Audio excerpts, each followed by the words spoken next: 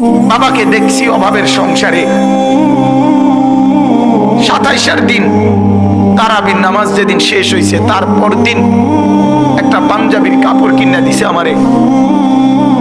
ঈদের দিনও সকালবেলা, আমি ঈদের দিন আজ ঈদ ফজরের নামাজ পড়ে আমি টেইলারের দোকানে দাঁড়ায় ছিলাম। আমার পাঞ্জাবিটা তখনও সেলাই হয় নাই। আমি ঈদের নামাজে যাব কিভাবে? আমি সেই অভাবের সংসারে বড় হয়েছি। তারপরও কোনোদিন বাপ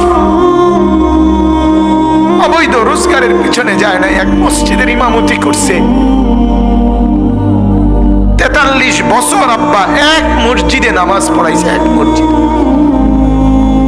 43 বছর এক মসজিদের ইমাম ছিল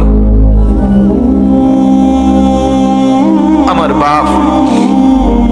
এটা বোঝা উচিত নিজের সন্তানকে গুনাহের রোজগারের উপরে নামাই দিয়ে কেমনে সুখ আসবে?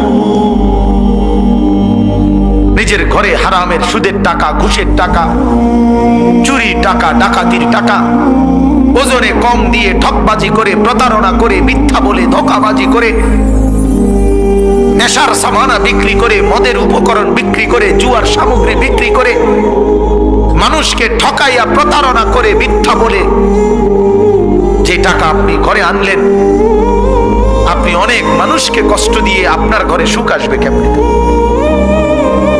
বলেন?